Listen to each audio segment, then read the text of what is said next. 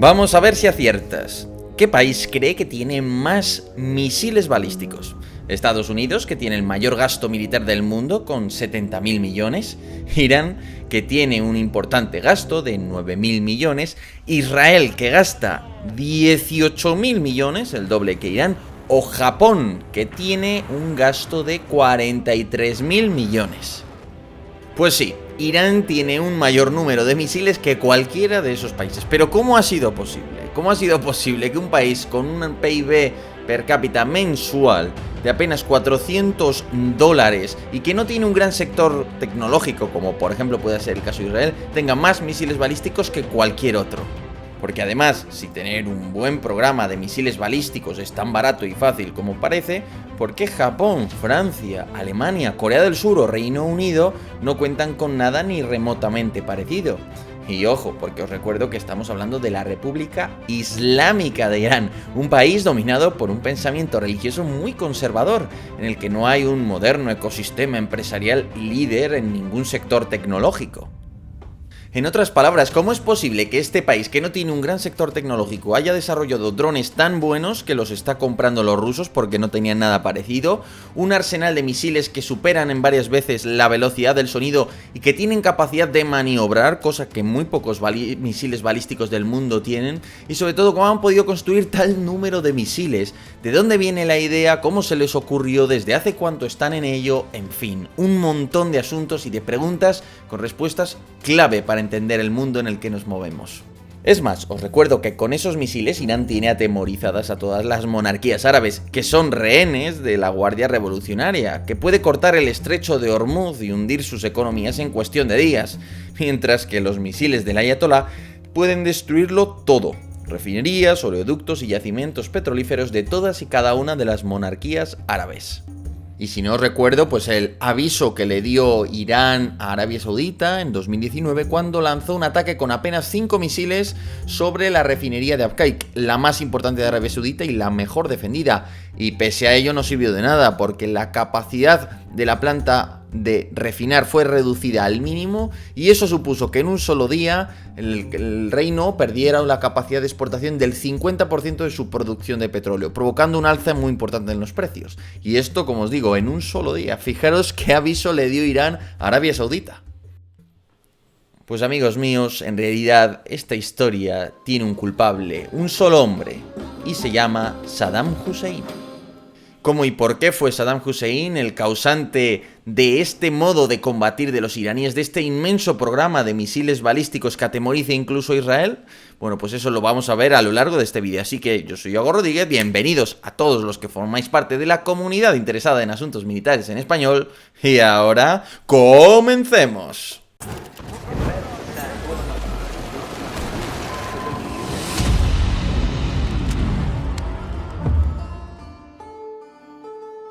¿Veis a este tipo? Sí, es Soleimani, el famoso líder de la Fuerza Quds, una fuerza de élite dentro de la Guardia Revolucionaria. Y es que el 3 de enero de 2020 fue eliminado mediante un ataque de decapitación por orden presidencial de Donald J. Trump. Pero 40 años antes, Qasem Soleimani se unía a millones de jóvenes iraníes para enrolarse en los Pasdaran, la Guardia Revolucionaria encargada de evitar un nuevo golpe de estado del ejército favorable a la monarquía, que recientemente había rendido lealtad al Ayatolá Supremo. Y en aquel momento jóvenes como Soleimani se presentaban voluntarios a los Pasdaran, a la Guardia Revolucionaria, por un solo motivo: Irak acababa de iniciar la invasión de Irán. El Irán posterior a la revolución estaba dividido y aislado internacionalmente tanto por Occidente como por la Unión Soviética, así que Saddam Hussein había decidido que era el momento de ajustar cuentas, apropiarse de los territorios en disputa y conquistar la rica provincia de Kurdistán, que albergaba el grueso del petróleo y de la población árabe de Irán. Es más, el líder iraquí esperaba que sus hermanos árabes del Juzestán les recibieran con los brazos abiertos. Nada que ver con lo que realmente sucedió. A los pocos meses de la invasión, lo cierto es que Irán había aprovechado su superioridad demográfica, puesto que acumulaba el triple de población que Irak, y lanzaba contraataques por todo el frente, deteniendo y repeliendo al ejército de Saddam Hussein. En apenas un año, la guerra había alcanzado un punto de equilibrio, algo así como lo que sucedió en Ucrania, y ambos ejércitos estaban exhaustos. Y fue entonces, en 1984, cuando Irak buscó una manera de romper el empate. Pero, ¿cómo hacerlo exactamente? La Guerra de las Ciudades, 1984 a 1988. Pues sí, a partir de 1984 todos los años se produjo un gran raid, una gran campaña de ataques con misiles Scud y bombarderos Tupolev iraquíes para golpear las ciudades iraníes y disminuir la voluntad de lucha del país. Y claro, fijaros en este mapa, los bombardeos de Saddam golpearon todo Irán y lo hicieron con toda clase de armas. En unos casos se utilizaban cazabombarderos o bombarderos, en otros casos misiles balísticos proporcionados por la Unión Soviética. Y habían usado desde misiles hasta bombas de aviación, pasando por armas químicas, por ejemplo en las ciudades del Kurdistán iraní, en el norte del país. Y en realidad nadie ha contabilizado exactamente cuánta gente pereció en estas acciones, pero estamos hablando de decenas de miles de civiles a lo largo de esos 4 años.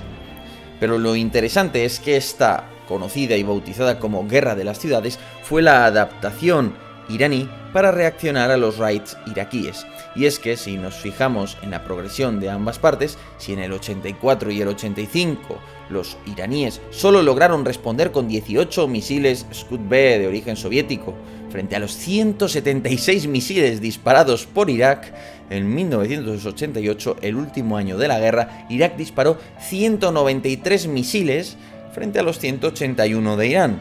Es decir, que los iraníes habían aprendido la nueva lección muy rápido. Y en realidad esta lección sobre el uso de misiles balísticos contenía 2 lecciones. Una era una lección de desechar algo. ¿Y qué era ese algo? La aviación. Recordemos que la aviación iraní, heredera del Shah, de la monarquía imperial persa, estaba construida a imagen y semejanza de las fuerzas aéreas occidentales. De hecho, hay muchas anécdotas de cómo los pilotos iraníes se adiestraban junto a los israelíes en el desierto del Negev, justamente. Es decir, que lo que tenemos era una fuerza aérea con un gran presupuesto y con un modo de hacer las cosas muy occidental. Y sin embargo, había sido incapaz de internarse a medida que había avanzado la guerra en el espacio aéreo iraquí, debido a la defensa soviética antiaérea y a la defensa de cazas también de origen soviético y francés, ojo. Pero el asunto es que eso había neutralizado a la fuerza aérea iraní. Por eso, el misil balístico se convertía de repente en la gran opción. Y es que os recuerdo que Irán había comprado los mejorcísimos cazas estadounidenses, los temibles F-14 Tomcat, y se había gastado una millonada en la mejor red de bases aéreas de todo Oriente. Pero es que ni todo eso fue suficiente. Las sanciones del presidente Jimmy Carter y la expulsión de las empresas logísticas y de mantenimiento estadounidenses dejaron a la fuerza aérea iraní tiritando. Pero es que además Irak había mejorado enormemente su defensa aérea gracias al apoyo masivo brindado por Francia.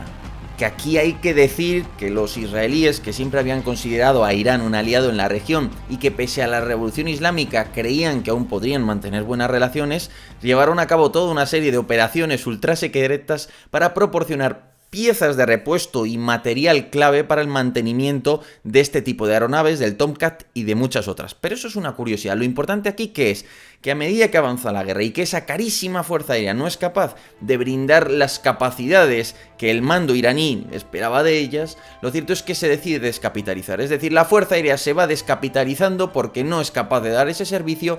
¿Y esos recursos a dónde van? A misiles balísticos, porque estos sí me dan el servicio, estos sí que no puede interceptarlos Irak. Y justo ahí es donde entran en juego los famosos misiles Scud modelo B, modelo Bravo, un diseño soviético.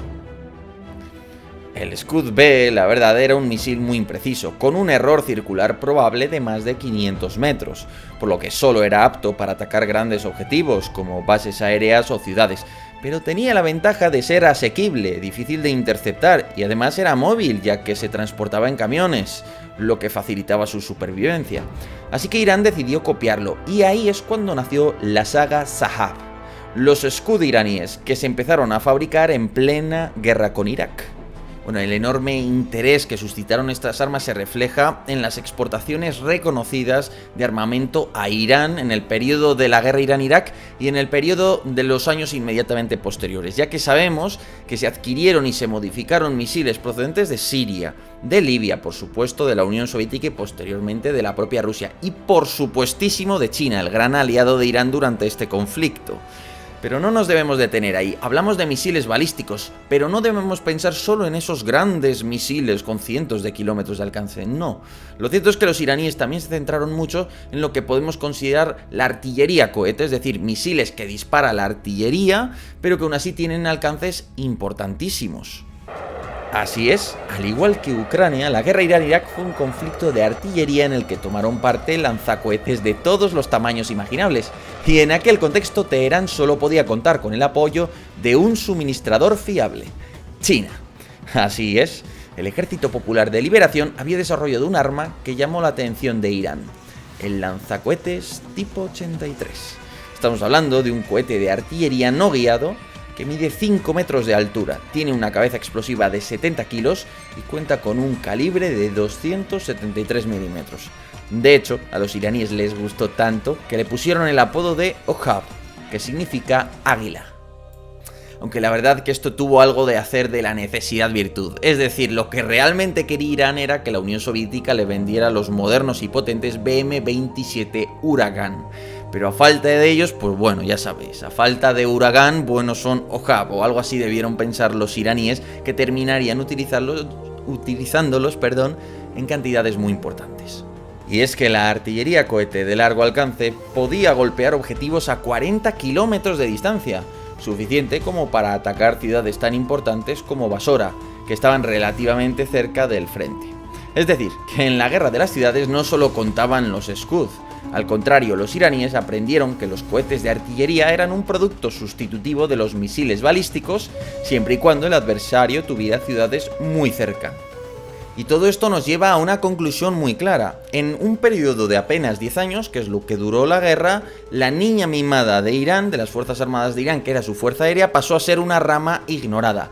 Y en ese mismo periodo se aupó completamente a una rama basada en misiles, y especialmente misiles balísticos, que 10 años antes ni siquiera existía.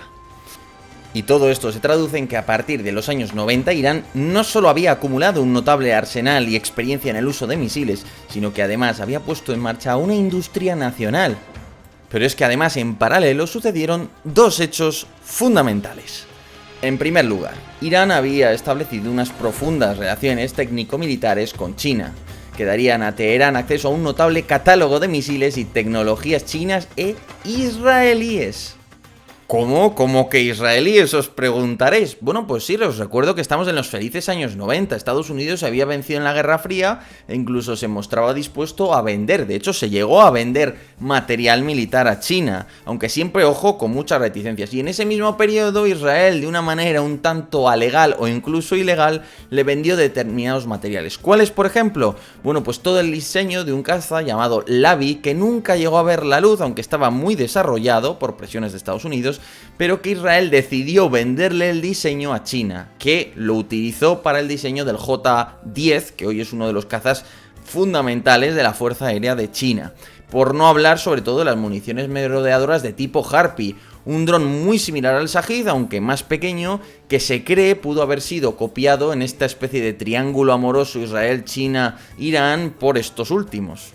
Y mientras todo eso sucedía, Irán financiaba a los aspirantes a imán de la apática comunidad chií libanesa a fin de que se formasen en la sagrada ciudad de Qom, con arreglo a los preceptos del Islam predicado por el Ayatolá Jomeini. Y entre aquellos novicios había uno llamado Hassan Nasrallah, entre otros. ¿Y por qué en 2006 y a día de hoy Hezbollah ideó una estrategia basada en el empleo masivo de cohetes de artillería de corto alcance y misiles balísticos y de otros tipos contra Israel? ¿Quién le dio la idea? Bueno, pues ya podéis deducir quién se la dio y de dónde vienen esas lecciones. Todo viene directamente de la guerra Irán-Irak. Ahora bien, está claro que Irán salió de la guerra Irán-Irak con una tendencia y un programa de misiles de cierta seriedad. Sin embargo, esto no acabó aquí, porque después de Saddam Hussein vino un segundo protagonista de la historia a darle un impulso y un salto cualitativo definitivo al programa de misiles iraní. ¿Quién fue esa persona? Un tal Jorge Arbusto, o como se dice en inglés, George Bush. Es que George Bush ordenó invadir Irak en 2003 y en apenas unas semanas el ejército de Saddam fue pulverizado. Es decir, lo que Irán no pudo lograr en 10 años de guerra lo había conseguido Estados Unidos en unas semanas. Y no solo eso, había quedado constatado que la única superpotencia mundial podía decidir en función de sus apetencias de la política interna invadir países con regímenes enemigos de Washington. De hecho, recuerdo que en aquella época pues llegó a haber muchos momentos de rumores de que Estados Unidos invadiría la propia Irán, rumores trasladados en sagas de videojuegos como Battlefield 3, donde todos los escenarios y la campaña principal pues se inspiraban en Isla de Kark, Autovía de Teherán, Picos de Damavand, todo localizaciones, o casi todos los casos localizaciones, en el interior del actual Irán. Pero para el régimen de Irán, defenderse de Estados Unidos era una cuestión de vida o muerte, así que se produjo una profunda reorganización de sus fuerzas armadas. ¿Cómo disuadir a Estados Unidos de invadirme? Esta es la pregunta que en aquel momento se estaban haciendo Irán o Corea del Norte, y la respuesta de estos dos países fue la misma: armas nucleares. Es la única manera de evitar una invasión de una potencia mucho más poderosa que tu país. Ahora bien, ¿qué acompaña siempre a un programa nuclear? Exacto, un programa de vectores de lanzamiento, es decir, fundamentalmente de misiles. Y ojo, porque si bien el sistema Scud era válido a largo plazo, resultaba insuficiente y muy poco preciso. Así que era necesario profundizar en el programa de vectores y diseñar misiles de más alcance, como así fue, pues el Shahab 3 es la última iteración de la saga Scud iraní y alcanza una notable distancia de 1000 kilómetros, muy superior a los 300 kilómetros de los Scud originales. Pero es que Irán también podría estar desarrollando el arma de destrucción masiva del pobre. Y esto estoy seguro de que os suena: el arma química montada en misiles Scud. Porque si no os suena, os recuerdo que en la guerra del Golfo del 91, Saddam Hussein amenazó con utilizarlas. Ya lo había hecho en la guerra Irán-Irak, así que no era una amenaza vacía precisamente. Y os digo más, hay informes que indican que se produjeron ataques con cabezas químicas en Scud cerca de bases de la coalición. No dieron justo de lleno en las mismas, pero luego sí se ha informado a años posteriores de un elevado número de casos de cáncer entre las tropas que vivieron ese tipo de ataques, por cierto sin apenas protección química. Pero ni siquiera eso es todo. Irán tenía que reforzar su capacidad para bloquear el estrecho de Hormuz y prevenir un desembarco enemigo. Es decir, que tenían que reforzar mucho su defensa costera mediante la compra de numerosos misiles antibuque de origen chino, que posteriormente Irán también ha copiado. Ya sabéis, ingeniería inversa. Puede que el Nur, copia del C-801 chino, solo sea un misil antibuque de segunda generación, no muy distinto de los viejos Exocet usados en Malvinas, pero en grandes cantidades es un arma letal, y si no, que se lo digan a Emiratos o a Israel. Porque sí, el buque emiratí HSV-2 Swift sufrió un misilazo que lo dejó fuera de combate de por vida. De hecho, tenéis un vídeo en el propio canal abordando ese evento. Pero es que además una corbeta de la clase Shahar israelí recibió un impacto donde cayeron varios marineros, y lo que muy poca gente sabe es que hubo un segundo misil dirigido a esa corbeta que se desvió, impactó en un buque de pesca y acabó con más de una decena de marineros, en este caso civiles, lógicamente. Pero lo más importante es que Estados Unidos e Israel contaban con el dinero y los productos caros. Grandes bases aéreas con presupuestos superiores a los de países enteros, inmensos portaaviones que navegaban con una potencia de fuego equivalente a la de toda España, etc. Así que Irán tenía que invertir sus recursos en armas que le dieran una ventaja, que supusieran una excelente inversión de oportunidad, por así decirlo, y que pudieran destruir algunos de estos objetivos tan caros con relativamente poco gasto. De ahí al final la inversión iraní en lo que se conoce como armas que den una ventaja asimétrica frente a esos caros sistemas, esas caras bases aéreas que solía emplear Estados Unidos o sus aliados occidentales, fundamentalmente Israel, pero también Francia o Reino Unido, por ejemplo. Por eso los iraníes hicieron un all-in a los misiles de todos los tipos, porque eran armas con un amplio margen de mejora en sus alcances y precisiones, y además ofrecían un menú de opciones enorme en un Oriente Próximo que constituye lo que en argot militar se llama un ecosistema rico en objetivos. Bonito eufemismo, ¿verdad? Un eufemismo que lo que significa es que se trata de una región llena de objetivos a destruir que son críticos, ¿no? Desde bases aéreas, estrechos, refinerías, yacimientos, edificios de gobierno, en fin. toda clase de blancos rentables. Y a todo esto se suma en 2006 Hezbollah, que puso en práctica las estrategias basadas en cohetería que le habían enseñado los iraníes, cosechando un notable éxito militar sobre Israel y validando así el ramo cohetero de la doctrina militar desarrollada por Irán durante 20 años. Pero esa doctrina no acabó en la guerra de 2006, luego vendría la guerra de Yemen, el desarrollo de la dronería para complementar a la cohetería, el apoyo con Rusia a partir de la guerra de Ucrania o el desarrollo de sistemas antimisil eficaces por parte de Israel. Pero eso lo veremos en el próximo vídeo, siempre y cuando este tenga suficiente apoyo por vuestra parte. Así que eso ha sido todo. Me gustaría conocer vuestros puntos de vista sobre la capacidad de los misiles para ser fundamento de una estrategia eficaz para países incluso como España. Así que os leo en los comentarios. Muchas gracias a todos como siempre por estar ahí. Os invito a suscribiros a Patreon. Y por lo demás, muchas gracias a todos y hasta otra.